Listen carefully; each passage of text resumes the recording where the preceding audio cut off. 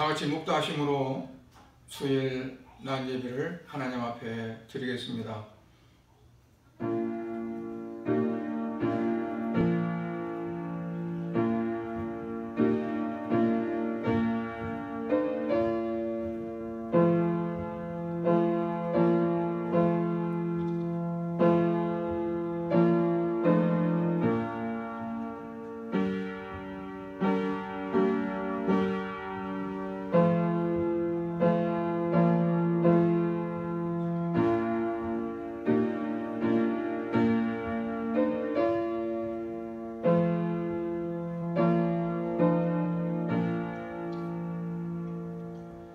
너희는 온 천하에 다니며 만민에게 복음을 전파하라. 믿고 세례를 받는 사람은 구원을 얻을 것이요 믿지 않는 사람은 정죄를 받으리라. 믿는 자들에게는 이런 표적이 따르리니 곧 그들이 내 이름으로 귀신을 쫓아내며 새 방언을 말하며 뱀을 집어올리며 무슨 독을 마실지라도 해를 받지 아니하며 병든 사람에게 손을 얹은 적 나으리라 하시더라. 아멘. 아버지 하나님 감사드립니다. 오늘 이 시간 거룩한 주일을 맞아 아버지 앞에 예배를 드립니다. 이 시간 교회에 오지 못하고 각 가정에서 예배를 드리는 사랑하는 성도들에게도 하나님께서 성령의 충만함을 저들에게 허락해 주셔서 모든 삶 속에서 하나님을 영화롭게 하며 늘 삶이 풍요롭고 기름지고 참으로 하나님 주시는 은혜 가운데에서 살아가는 삶이 되어지도록 축복하옵소서.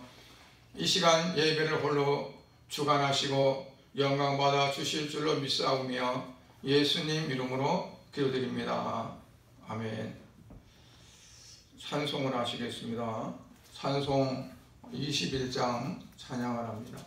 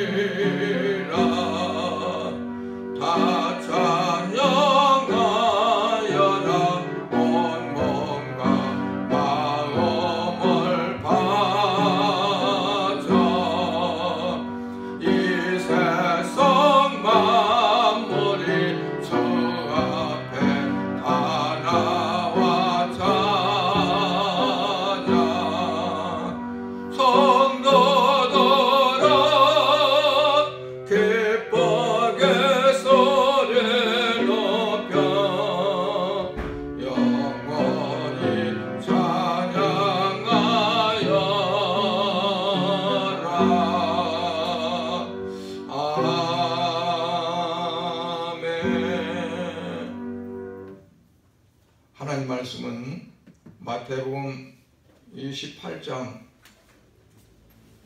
마태복음 28장 16절부터 20절 말씀입니다.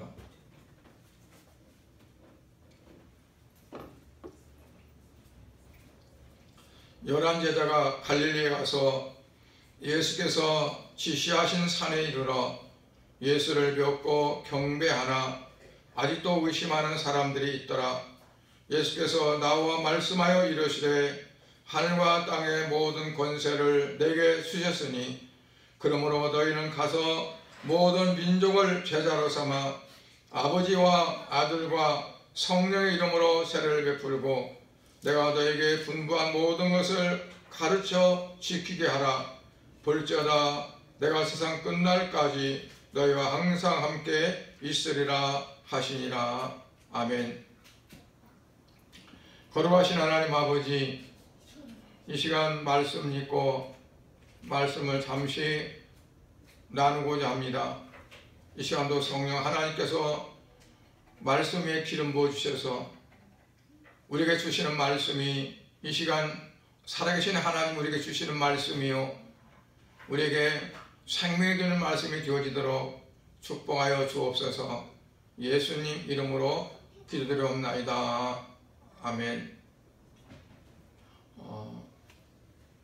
성령께서 여러 각도로 우리에게 말씀하였지만 이 시간 우리는 마태복음에 나타난 예수님께서 우리에게 명령하신 말씀을 우리가 생각하면서 은혜 드리는 시간이 되길 원합니다. 마태복음에 보면 예수님이 하신 명령을 세 가지로 이렇게 볼 수 있습니다. 먼저는 5장부터 7장까지 해서 기독교의 한금률로 일컫는 삶의 원칙을 제시하신 저 산상보훈이라고 이렇게 볼 수 있습니다. 그 중에서 중심이 되는 그러한 말씀은 7장 12절 말씀입니다. 그러므로 무엇이든지 남에게 대접을 받고자 하는 대로 너희도 남을 대접하라. 이것이 율법이요 선지자니라 그랬어요. 그 말은 우리가 다른 사람을 통해서 내가 존경을 받고 또 내가 더 높여지는 것을 원한다기보다도 내가 낮아져서 다른 사람을 대접하는 그러한 삶이 우선이 되어져야 된다는 말씀입니다. 예수님께서 말씀하시기를 섬김을 받으러 온 것이 아니라 섬기러 오셨다고 그랬어요. 당시의 유대인들은 섬김을 받으려고 했고 그리고 자기들이 가장 잘났고 가장 신앙생활도 잘한다고 그렇게 자부하는 사람들이었고 그래서 자기들보다 좀 못한 사람들은 아주 무시하고 그리고 멸시하는 그런 풍조가 있었습니다. 그래서 예수님께서 먼저 하나님의 자녀들은 어떤 삶이 되어야 되느냐, 다른 사람을 존중히 여기고 다른 사람을 섬길 수 있는 사람이 되어야 된다는 것을 말씀하면서 바로 이것이 율법이요 선지자다라고 이렇게 말씀했습니다. 그 말은 무슨 말씀이냐면 이 말씀을 지키지 않으면 아무리 율법을 잘 지킨다는 것도 다 거짓말이라는 거예요. 유대인들은 그 전에 모세와 같은 선지자가 앞으로 나타난다, 오신다는 말을 믿고 그들 나름대로 굉장히 어려운 시절에 선지자를 기다렸어요. 그런데 예수님이 하신 말씀은 뭐냐면 선지자가 어떠한 뭘 크게 갖다주는 선지자를 기다리는 것이 아니라 하나님의 말씀대로 우리가 잘 지켜 살아가는 것이 그것이 바로 우리가 선지자를 맞이하는 것 같다 하는 그런 말씀이에요. 두 번째는 뭐냐면 두 번째 큰 계명은 바로 사랑의 계명입니다. 마태복음 22장 37절부터 40절에서 보면 예수께서 이르시되 네 마음을 다하고 목숨을 다하고 뜻을 다하여 주 너희 하나님을 사랑하라. 마음을 다하고 목숨을 다하고 뜻을 다해서 너희 하나님을 사랑하라. 이것이 바로 첫째 되는 큰 계명이라고 말했고 또 말씀하시기를 둘째도 그와 같으니 네 이웃을 네 자신과 같이 사랑하라 하셨다고 그랬어요. 그러면서 또 이어서 말씀하신 게 뭐냐면 이 두 계명이 온 율법과 선지자의 강령이라. 아까 마태복음 7장 12절에서도 먼저 남을 대접하라 그러면서 이것이 율법의 선지자라고 말씀하셨는데 22장에서도 하나님을 사랑하는데 그냥 입으로만 사랑하는 것이 아니라 마음을 다하고 목숨을 다하고 뜻을 다해서 사랑하라. 이게 첫째 되는 계명이고 둘째 되는 계명도 이와 같은데 네 이웃을 네 자신처럼 사랑하라. 그러면서 이 계명이 곧 율법이요 선지자라고 말씀했습니다. 그러니까 유대인들이 과거에 기다렸던 선지자 또 그들이 자랑스럽게 여겼던 율법, 사실은 율법과 선지자의 그 핵심되는 그러한 사랑이나 혹은 섬김이나 이러한 것들을 하지 않으면서 그들은 하나의 자기들의 신앙을 과대평가하고 그리고 자기들이 가장 잘났다 생각하고 그러면서 좀 죄인들 또는 세리들 그런 사람들을 아주 멸시했던 그러한 사람들이 있었습니다. 그래서 하나님을 사랑하는 것과 이웃을 사랑하신 그 사랑의 계명을 지키는 것이 바로 그리스도인의 삶이라고 이렇게 말씀합니다. 세 번째로는 뭐냐면 세 번째 명령은 지상명령인데 그 말은 예수님께서 마지막 지상에서 하신 명령이라는 거죠. 그래서 이거는 선교의 명령이라고 이렇게 말합니다. 28장 19절부터 20절에 보면 너희는 가서 모든 민족으로 제자를 삼으라. 그리고 아버지 아들과 성령의 이름으로 세례를 베풀라. 내가 너희에게 분부한 모든 것을 가르쳐 지키게 하라.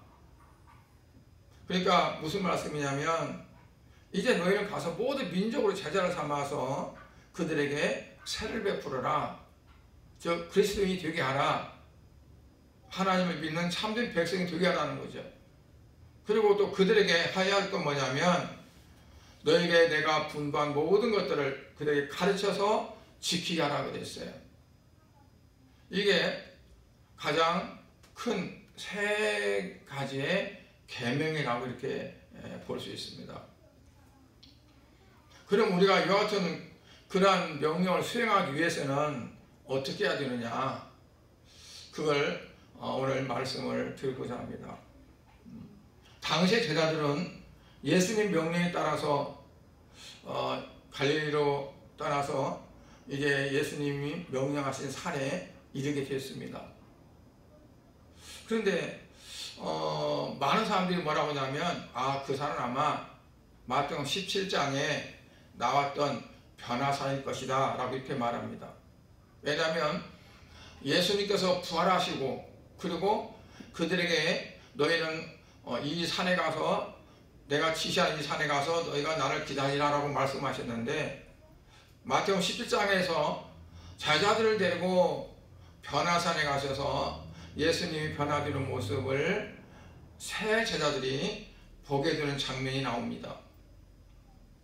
베드로는 그랬어요. 그때 예수님, 내가 초막을 3개를 지을 테니까 하나는 예수님을 위해서, 하나는 모세를 위해서, 하나는 엘리야를 선지자를 위해서 지을 테니까 우리 여기서 그냥 삽시다. 너무 좋았거든요. 예수님 모습이 자기들이 평소에 보던 모습이 아니에요. 완전히 변화되어 가지고 얼굴이 해처럼 밝고 옷은 흰 눈처럼 그보다 더 희고 광채가 나고 거기서 또 모세와 엘리야가 셋이 앉아서 서로 이야기하고 있는 거예요. 근데 그때 뭘 가지고 얘기했다고 했느냐면 장차 예수님이 십자가에 죽으시고 부활하실 것에 대해서 말씀하셨다고 그랬어요. 예수님은 제자들에게 이제 말씀하셨습니다. 그때 인자가 죽은 자 가운데서 살아나기 전에는 너희가 본 것을 아무에게도 이르지 말라 그랬어요. 내가 죽은 자 가운데 살아나기 전에는 너희가 지금 오늘 본 것을 아무에게도 이르지 말라. 그러면 예수님께서 이제 십자가에 죽으시다 부활하셨어요. 그리고 그 산에 제자들을 오라고 말씀하신 거죠. 그렇다면 예수님이 뭐 하시려고 부활하신 후에 그 산에 오라고 하셨을까요? 인자가 죽은 자 가운데서 살아나기 전에는 내가 본 것을 아무에게도 말하지 말라 그랬지만 이제는 어때요? 죽은 자 가운데 살아났다. 그러면 이제 너희가 본 것을 말해도 된다는 거죠. 베드로는 베드로전서에서 이제 자기가 그 산에서 예수님의 영광스러운 모습을 봤던 사실을 성경에 기록을 했습니다. 근데 예수님은 그럼 어떤 말씀하시려고 그 제자들을 산에 오라고 했을까요? 제가 예배 부르면서 말씀한 대로 너는 온 세상 만민에게 복음을 전파하라. 특히 마태복음 28장에서 이제 예수님이 그들을 모아놓고 나중에 예수님께서 하늘로 올려가시면서 마지막에 하신 말씀이 바로 그 말씀이죠. 너희는 가서 모든 세상 민족을 제자로 삼아 아버지 아들과 성령 이름으로 세례를 주라. 그리고 내가 너에게 가르쳐 지키게 한 모든 것들을 분부한 것들을 너희들이 그들에게 가르쳐서 지키게 하라 라고 한 말씀이에요. 그러니까 예수님이 이제 마지막으로 그들에게 말씀하시고 명령하시는 건 뭐냐면 내가 너희들에게 가르치고 너희에게 분부한 모든 말씀을 다른 많은 사람들에게 세상의 모든 사람들에게 그들에게 전하고 그리고 그들에게 세례를 베풀고 그들이 예수를 믿고 부음받는 그러한 사람들이 되게 만들고 또 그들이 어떻게 살아야 할 것인가를 가르쳐서 지키게 하라 하는 거였어요. 이 산에 예수님 말씀하신 대로 모인 자들이 예수님의 모습을 보고 경배했다고 했어요.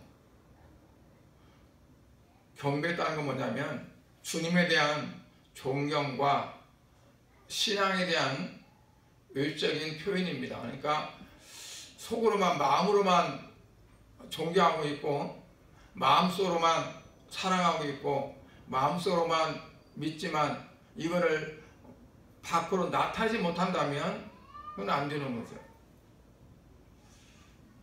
사랑하면 사랑한다는 표현도 해야 되고 존경하면 존경하는 어떤 표현도 해야 되고 나타내는 것이 무척 중요합니다. 그런데 이들 중에는요 오늘 말씀해 보니까 믿지 않은 자가 있었다는 거죠. 의심하는 자가 있었어요. 뭘 의심했다는 거냐면 예수님이 부활하셨다는 것을 의심했다는 거예요. 아니 예수님이 살아서 11번 이상 나타나셨고 그리고 그들과 대화도 하시고 또 만져보라고 하시고 또 먹을 것이 없느냐 그래서 먹을 것을 드리니까 예수님이 그걸 드시고 그러니까 한번 슬쩍 나타난 것도 아니고 그냥 여러 번 나타나서 심지어는 마지막에는 한 500여 명이 모인 가운데도 예수님이 지금 나타나셔서 예수님이 말씀하시고 그리고 그들에게 부탁하는 거거든요. 그렇다면 왜 그들은 믿지 못했을까요? 다 믿지 않은 건 아니었겠죠. 다 의심하는 건 아니었겠죠. 그런데 그 가운데 믿지 못하고 의심하는 사람들이 있었다는 얘기예요. 그러면 왜 그들이 믿지 못했을까요? 아마 예수님이 평소에 하신 말씀을 기억하지 못했기 때문이라고도 봐요. 전혀 생각이 안 나는 거예요. 무덤에 갔던 제자들도 예수님이 무덤에 안 계신데 예수님이 부활하셨다는 것을 꿈에도 생각하지 못하는 거예요. 예수님을 그렇게 사랑하고 수종 들던 여인들도 마찬가지예요. 그들이 믿지 않았어요. 심지어는 예수님의 목소리를 듣고 부활하신 예수님의 모습을 바라보고도 그들이 어떠냐면 동산지기로 착각하고 우리 예수님 어디다 뒀으면 가르쳐 주세요. 우리가 이제 그 예수님 시신을 우리가 모시겠습니다.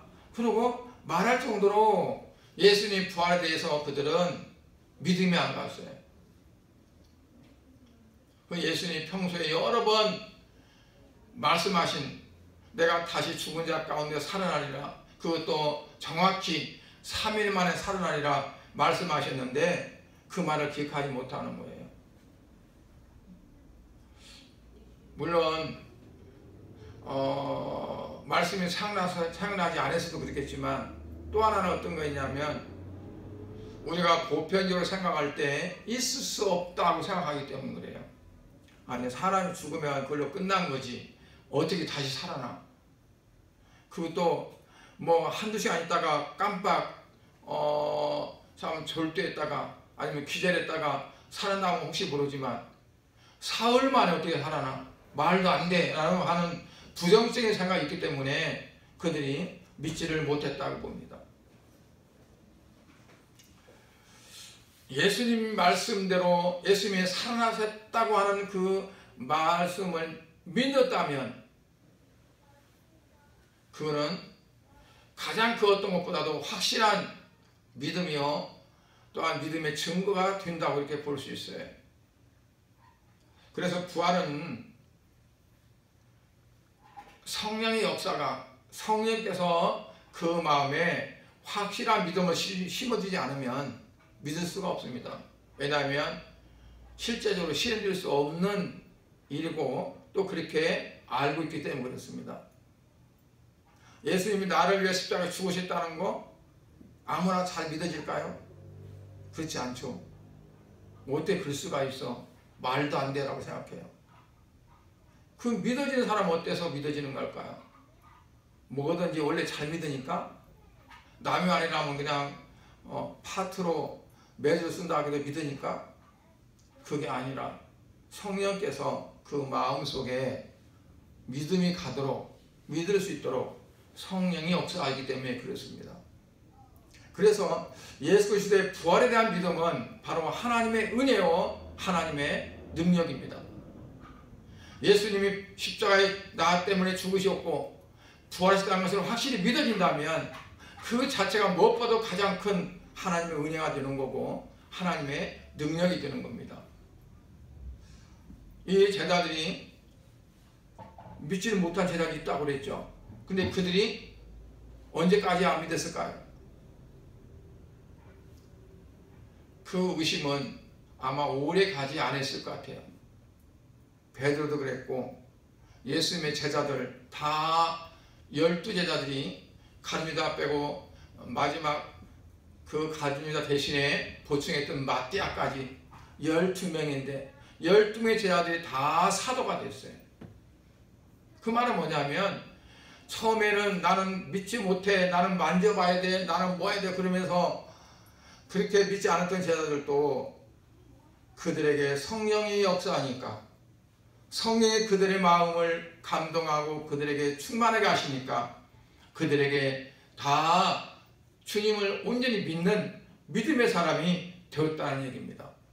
그래서 우리가 내 믿음을 자랑할 것도 없는 거고 또는 믿음이 없다고 해서 낙심할 것도 없는 거고 왜냐하면 그 믿음은 내가 노력해서 얻어지는 것이 아니라 내가 어떤 방법과 수단을 통해서 믿음을 얻어지는 것이 아니라 하나님께서 성령을 통해서 주시는 것이기 때문에 그렇습니다. 우리가 마음을 열고 정말 사모하고 진심으로 사모하면 하나님께서는 우리에게 그 같은 성의 역사를 통해서 아직 믿어지지 않는 부분도 믿어지게 하시고 아직 깨닫지 못하는 부분도 깨달아지게 하시고 하나님과 관계 속에 깊은 교제 속에 들어갈 수 있는 길을 하나님은 분명히 열어주십니다. 그러면 우리는 어떠냐? 확신 가운데 믿음이 성장해서 주님의 충성된 제자가 되게 되는 거죠. 그래서 주님이 원하시는 건 뭐냐면 주님의 충성된 제자가 되는 겁니다. 예수님의 제자들을 중점적으로 예수님은 훈련시켰어요. 그리고 그 예수님은 그 제자들에게 너희도 제자를 만들어라, 너희도 제자를 삼으라 그랬어요. 그냥 복음을 전하고 끝나는 것이 아니라 너에게 분부한 모든 것을 가르쳐 지키게 하라. 가르치는 끝나지 않고 가르치는 대로 지킬 수 있도록 만들으라는 겁니다. 즉 제자로 삼으라는 거예요. 그게 예수님이 원하시는 거였어요. 그게 바로 예수님께서 이제 말씀하신 시상 명령입니다. 명령권자는 누굽니까? 예수님인데 어떤 예수님입니까? 하늘과 땅의 모든 권세를 가진 자예요. 예수님이 땅에 사람의 몸으로 입고 오셨을 때는 모든 걸 다 내려놓고 오셨어요. 하늘에서 정말 하나님의 동등한 위치에서 가지고 있던 모든 권능과 권세와 모든 것 다 내려놓고 종의 형체를 가지고 있다는 곳에서 우리 인간들의 모든 죄를 대신 짊어지시고 갈보리를 언덕에 십자가를 지고 올라가셔서 거기에서 투세는 못 박히고 죽으셨어요. 그러나 그 예수님이 부활하시고 승천하실 때에는 모든 하늘의 권세, 모든 것들을 다 부여받았어요. 이 땅에 다시 오셔서 심판하시는 심판의 권세도 예수님께서 받으셨어요. 죄사함의 권세도 예수님은 되셨죠. 병 고치는 권세도 되셨어요. 사탄을 정복하는 권능과 권세도 있었고 그거를 제자들에게 위임하는 권세도 가지셨어요. 그 예수님이 심판의 권세를 가지게 된 것은 십자가에 죽으시고 부활하심을 통해서 하나님께서 위임하시고 주신 거죠. 왜냐하면 예수님 십자가에 죽으시고 부활하셨기 때문에 이 땅에 심판하러 오실 수 있는 그런 심판의 주가 되신 거예요. 왜냐하면 구원을 받으시는 사람이 생긴 거잖아요. 예수님 십자가에 죽으시고 부활하지 않았다면 이 땅에 구원받을 사람이 한 사람도 없어요. 한 사람도. 소돔과 고모라에는 의인이 몇 명 있었을까요?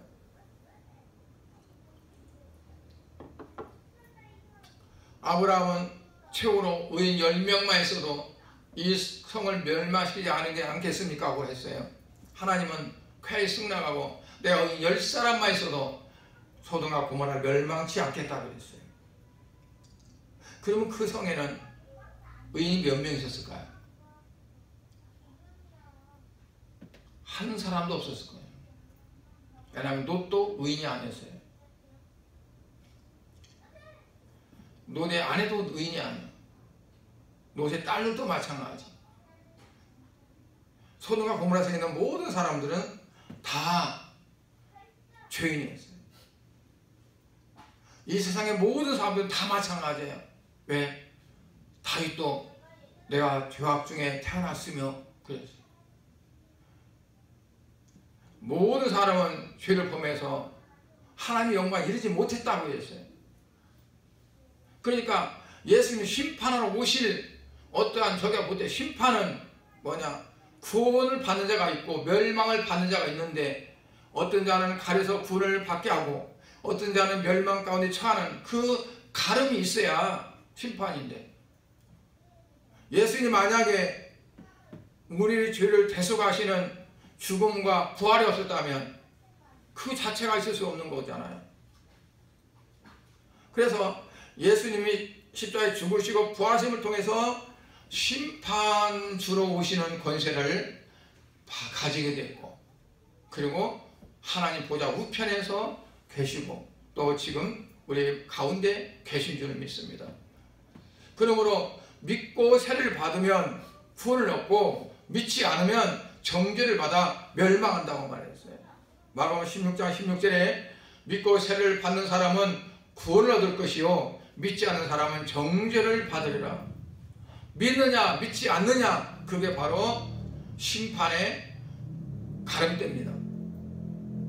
예수를 믿는 사람은 심판을 받지 않고 구원을 얻을 것이고, 예수를 믿지 않는 사람은 정죄를 받고 멸망한다는 거예요.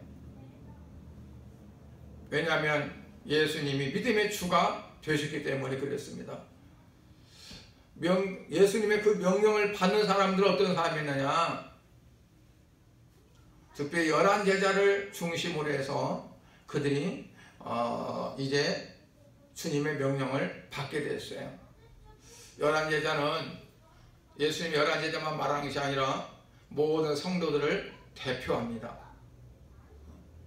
그래서 모든 성도들은 예수님의 그 명령을 다 받은 사람들이에요. 왜냐하면 성령이 임했으니까. 성령이 임했으니까. 사도행 1장에 보면 오직 성령이 너에게 임하면 너희가 권능받고, 오직 성령이 임하면 너희가 권능을 받고. 그러니까 성령을 받게 되어지면 거기에 자동으로 권능이 임하게 된다.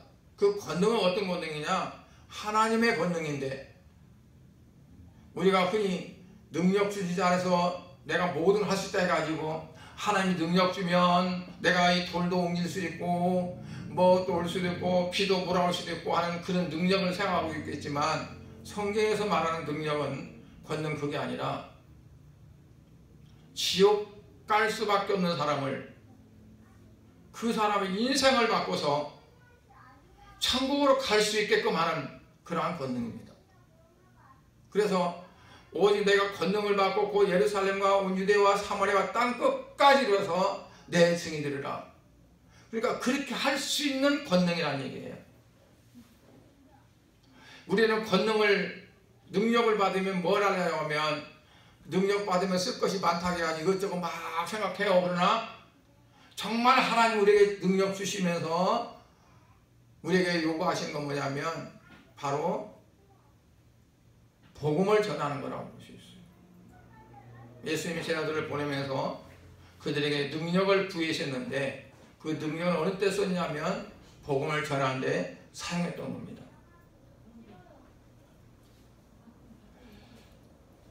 그래서 명령의 내용을 보면 이제 첫 번째는 가서 모든 민족을 제자로 삼으라 그랬어요. 모든 민족을. 예수님께서는 가나안 여인에게 자기 딸 귀신 내쫓아달라고 간청하는 그 여인에게 뭐라고 했어요? 내가 이스라엘 집에 잃어버린 양에 왔지, 나는 다른 사람 위해서 온 거 아니다. 그리고 말씀했죠. 이스라엘 잃어버린 양에게 양을 내가 찾으러 왔다. 그런데 예수님은 어때요? 제자들에게 뭐라고 말씀해요?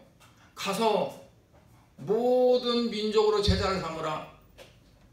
헬라이든 야만이든 무드든 다 그들을 예수 제자로 삼으라는 거죠. 왜요? 예수님은 만왕의 왕으로 오셨고, 예수님은 만유의 주로 오셔서 모든 사람의 구세주가 되셨기 때문에 그들이 가서 복음을 전하라는 겁니다. 그래서 예수님의 제자로 삼으라는 거예요. 가서 제자로 삼으라 하는 거는 내 제자로 삼으라는 것이 아니라 예수님의 제자로 삼으라는 거예요. 어떤 사람들을 보면 전도하잖아요. 전도하면 자기 제자로 삼아요. 그래서 너는 내 말 들어야 돼.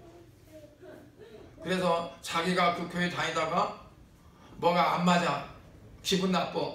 그래서 교회를 옮기면 넌 나 따라와야 돼. 왜? 내 제자니까. 그렇게 말도 안 되는 사람들도 가끔 있어요. 사도 바울 같은 분도 자기가 복음을 전하는 것을 어떻게 표현했냐면, 나는 너희를 정결한 처녀로 신랑 되신 예수님께 중매한다 그랬어요. 중매한다. 그냥 소개하는 거예요. 요즘은 전화번호만 따주면 되더라고. 서로 알아서 하라고. 중매하는 거예요. 나는 통로가 되고 나를 통해서 주님께 갈 수 있도록 만드는 다리가 되는 거지. 자기 것이 아니에요. 자기 제자가 아니에요. 요즘에 권능 받고 은사 받고 능력 있다는 사람들이 뭐냐면요, 자기 사람을 만들어요. 그래서 어느 교회에 어떤 여자 전도사가 은사가 있다 그러면 그 밑에 줄 서요. 교회 문제를 일으키고 분란을 일으켜요. 왜냐하면 자기 사람을 만드니까. 그래서 교회는 자기 사람 만드는 것이 아니라 어떻게 하든지 주님 편에 붙고 어떻게 하든지 하나님 말씀대로 살아가고 정말 주님의 제자가 되게 하는 것이 그게 목적이 되어야 된다는 것을 볼 수 있어요. 그 다음에는 뭐냐면 아버지 아들과 성령 이름으로 세례를 주라 그랬어요. 아버지 아들과 성령 이름으로 세례를 주라. 즉 뭐냐면 너는 나를 누구로 하느냐. 그럴 때 베드로가 대답했듯이 주는 그리스도시요 살아계신 하나님의 아들입니다 라고 할 수 있는 고백을 할 수 있는 사람이 되어야 되는 거죠.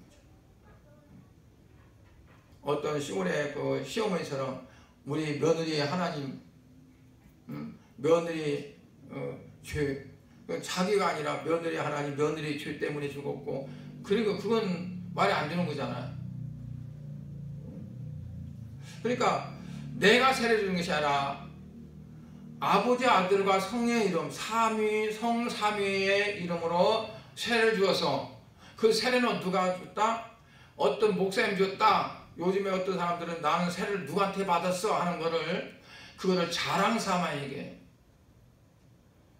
정말 어떤 영적으로 참 뛰어나고 참 목회 잘하고 참 이름 있는 분들한테 세례를 받았으면 그걸 하나의 스펙으로 어떤 뭐 좋은 어떤 걸로 줄로 연기하는 사람도 있어요. 말도 안 돼요. 고린도 교회가 어떤 줄 아세요?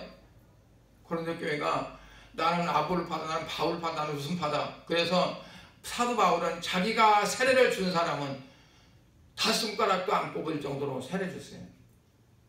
사도 바울이 그렇게 전도했어도 자기가 직접 세례를 안 줬다고요. 왜냐하면 나는 바울에게 세례 받았어. 바울 자체의 어떤 게 될까 싶어서 그런 거예요. 우리 아버지와 아들과 성령, 하나님, 성부 하나님, 성령 하나님의 이름으로 세례를 받고 그분에게 접촉이 되고 그분으로부터 영적인 것들을 부여받고 그분과 함께 되어지는 거지, 사람의 어떤 걸 통해서가 되는 것이 아니라. 구약에서는 제사장을 통해서 하나님 앞에 예배드렸고 죄사함을 받았습니다. 그러나 오늘날은 어떻습니까? 내가 직접 하나님 앞에 기도하고 하나님 앞에 죄사함 받고 그러잖아요.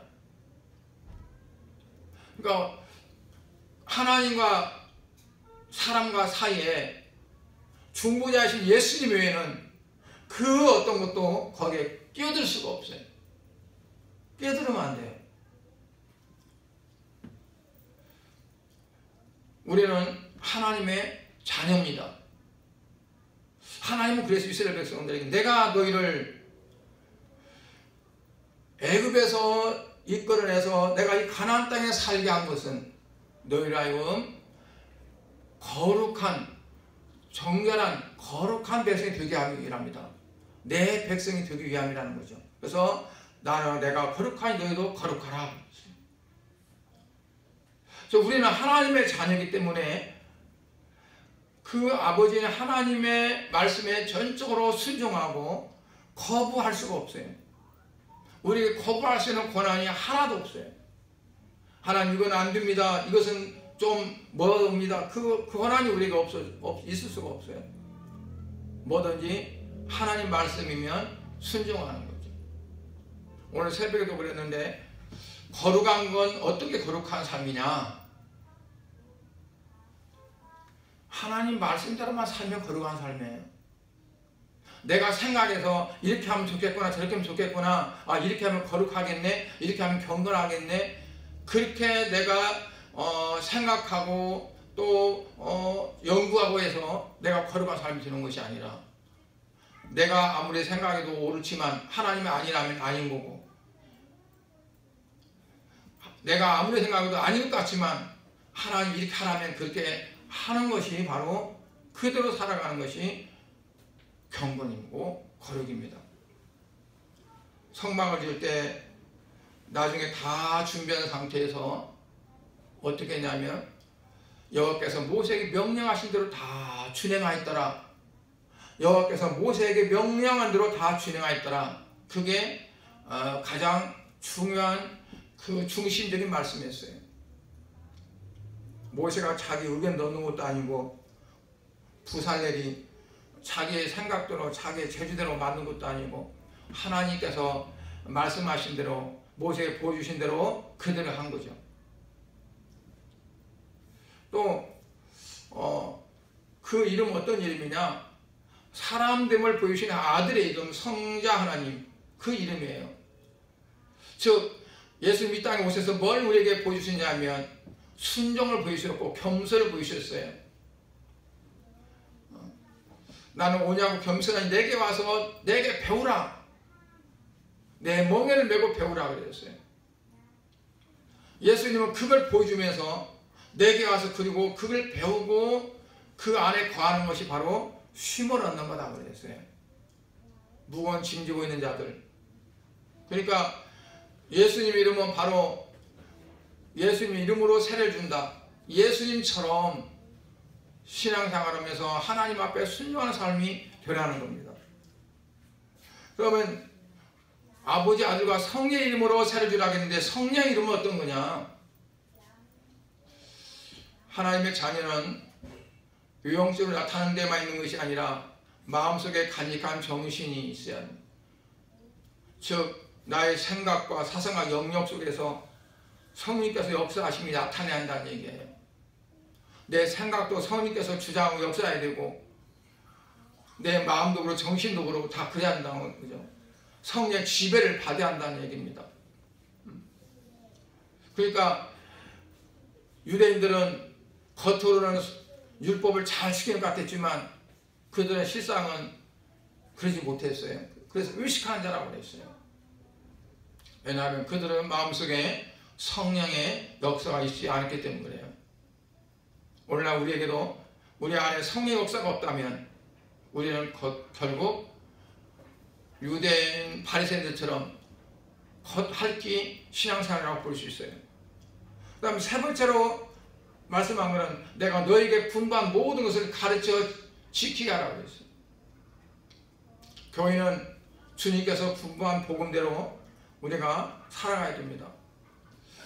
예수님께서는 말씀하시기를 내가 언제나 세상 끝날까지 저들에게 함께 하겠다는 약속했어요.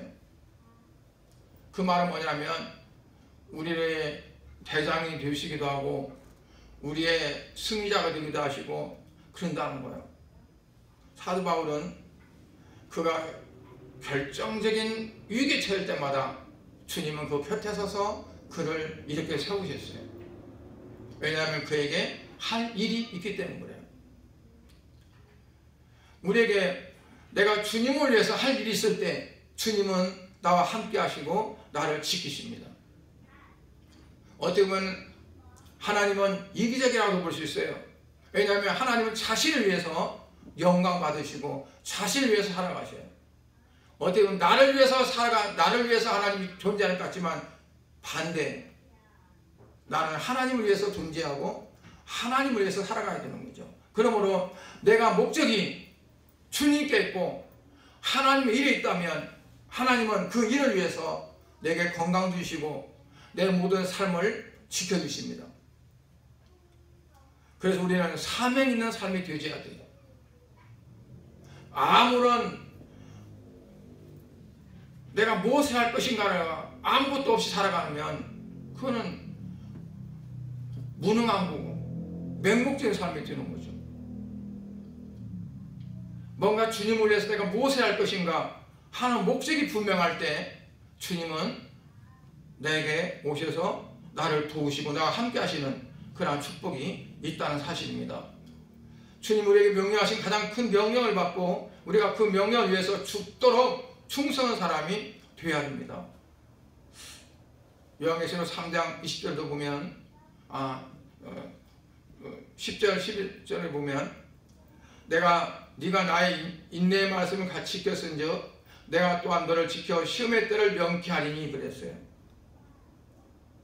네가 나의 인내의 말씀을 지켰은즉 내가 또한 너를 지켜 시험의 때를 명쾌하리니 네가 내 말씀대로 잘 살고 그걸 지키려고 애쓴다면 내가 시험의 때를 명쾌할 것이다. 그 말은 환난의 때, 어려울 때를 내가 면하게 한다는 거예요. 왜? 내 말씀을 잘 지키고 순종하는 삶이 더 잘 되게 하기 위해서 하나님은 그러신다는 거예요. 그리고 왜 그냐? 그 다음에 이유가 있는데 이는 장차 온 세상에 임하여 땅에 구하는 자들을 시험할 때라. 그러니까 그들을 심판할 수 있는 기준이 뭐냐면 어떤지 알까요? 하나님 말씀대로 잘 산 사람들이 하나의 기준의 표가 되는 거예요. 자 봐라, 저 사람들 이렇게 살았잖아. 너희들은 뭐 됐느냐는 거죠. 하나님 말씀이 기준이 되지만 하나님 말씀의 기준은 사람들에게 보이는 표대가 되지 못해요. 뭐가 표대가 되냐면 하나님 말씀대로 잘 산 사람들이 증거이 되는 거예요. 자 봐라, 아무개 집사는 그 어려움 가운데서 그렇게 잘 신앙생활을 했고 내 말대로 열심히 살지 않느냐. 그럼 너는 뭐 했느냐? 너는 그렇지 않지 않느냐? 그게 하나의 기준이 된다는 얘기예요. 그러니까 너를 지켜 시험의 때를 명쾌하려는데 이는 왜 그냐? 장차 온 세상에 임하여 땅에 관한 자들 시험할 때라. 내가 땅인 자들 시험할 때 오는데 그때를 위해서 내가 너를 시험에 어떤 환난이 오지 않도록 너를 지켜준다는 얘기예요. 내 명령과 규례와 법도를 따라 말씀 따라 잘 지키고 살아가는 자는 내가 너를 지켜 시험의 때를 명쾌한다. 왜냐하면 시험을 받고 환난을 받고 그 멸망에 처한 자들 그들에게 어때요? 기준이 있어야 되잖아요. 비교가 되는 거. 우리가 어떤 거가 좋아도 기준이 없으면 좋은지 안 좋은지 몰라. 원래 그런 줄 알지. 그런데 어디 잘하는 사람도 있어봐요. 그러면 내가 못하면 못한 게 표가 나. 그렇죠? 그러나 다 못하면 표가 안 나. 다 똑같으니까. 그러니까 마지막 때를 위해서 열심히 신앙생활하고 하나님 말씀대로 살려고 하는 자들을 하나님은 보호하셔가지고 어때요? 심판의 하나의 증거물, 기준물이 되게 만드신다는 거예요. 그러면 11절에 내가 속혀오니 네가 가진 것을 굳게 잡아 아무도 네 멸관을 빼앗지 못하게 하라. 네가 그걸 굳게 잡아서 아무도 네 멸관을 뺏지 못하게 하라. 그게 뭐냐면 이것이 너의 기준이 되어져서 너는 자랑스럽게 하나님의 칭찬을 받는 그런 위치에 설 거고, 그렇지 못한 자들은 저주와 심판을 받는 그 위치가 되어진다는 거. 그러니까 예수님께서 그 제자들에게 너희는 가서 가르쳐 지키기 위해서 잘 섬기게 만들라, 신앙생활하게 만들라. 이들이 장차 내가 심판 올 때 그들이 말씀대로 잘 산 사람들의 하나의 샘플이 될 거라는 얘기예요. 샘플이. 우리가 그처럼 샘플이 될 수 있어야 된다는 거죠. 자 봐라, 이 정도면 됐지 않느냐. 너희들은 뭐 됐느냐. 우리가 반대로요, 다른 사람을 주님께서 칭찬하면서 이런데 너는 뭐냐 그러고 지적당한다면 어떻겠어요? 구원을 판다 할지라도 부끄러운 분이 될 거고, 만약에 그렇지 않은 사람들은 멸망받을 거고, 구원을 판다 할지라도 부끄러운 구원을 받을 게 될 거고. 그렇죠. 그래서 우리는 예수님께서 마지막 우리에게 명령하신 지상명령, 이 명령을 우리가 잘 지켜서 정말 마지막 때 이제 구원받는 자들의 샘플, 구원받은 자들의 표본이 되어지는 그런 삶이 우리에게 다 있어야 될 줄을 믿습니다. 우리 양문교회 모든 성도들은 이 땅에 살아가는 어떠한 세상적인 물질적인 삶, 그것이 전부가 아니고 정말 하나님의 그 말씀대로 어떻게 우리가 살기 위해 애쓰고 힘쓰는가, 그렇게 애쓰고 힘쓰면 하나님께서는 그 마음을 보시고 그렇게 살아갈 수 있도록 환경을 조성하고 만들어 주실 겁니다. 그런 삶이 되어져서 하나님 앞에, 주님 앞에 섰을 때 정말 잘했다고 칭찬하시고, 그리고 주의 말씀대로 열심히 어떤 산 증인의 서는 위치에 되어지는 그런 삶이 모두 다 될 수 있기를 주의 이름으로 축복합니다. 기도하겠습니다. 하나님 아버지, 주님의 은혜를 감사드립니다. 예수님께 이 땅 오셔서 이제 말씀하셨지만 그 말씀 가운데 명령하신 부분들이 많이 있습니다. 그 가운데서 가장 마지막 큰 명령은 예수님의 지상 명령이라고 말씀할 수 있는데, 이제 온 세상을 향해 가서 모든 민족으로 제자를 삼고 아버지, 아들과 성령의 이름으로 세를 베풀고 내가 너에게 분부한 모든 것을 가르쳐 지키게 함으로 그들이 내가 장차 마지막 때에 와서 심판할 때 심판받는 자들에게 있어서 심판의 기준이 될 정도로 모범되어지고 거룩하고 정말 흠없는 그러한 신앙의 사람들, 그렇게 되어지기를 원한다고 말씀합니다. 아버지, 우리가 먼저 우리 자신들에게 되어지기 원하고, 또 우리들이 믿는 그 주님을 다른 사람들이 전해서 그 사람들이 또 주님과 함께 되어지고 정말 예수를 온전히 잘 믿는 사람들이 되어서 마지막 날에 구원에 이르는 귀한 축복이 임할 수 있도록 은혜 베풀어 주시옵소서.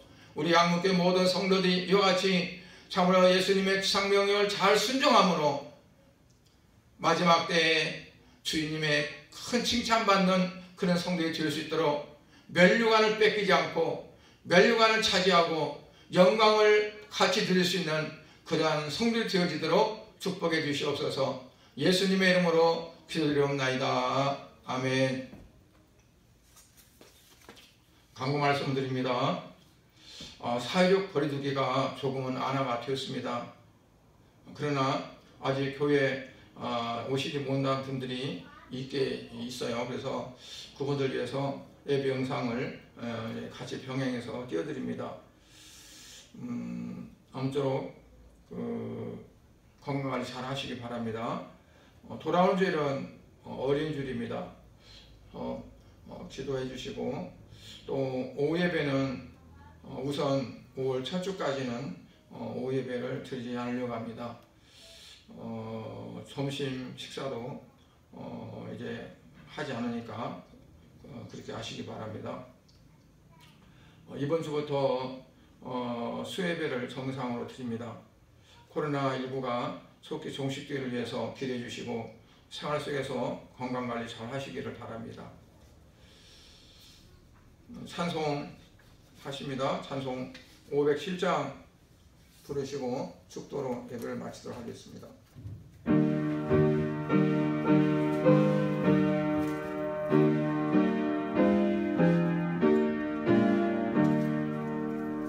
저 북방 얼음산과 또 태양 사로서 저 남방 모든 나라 수많은 백성들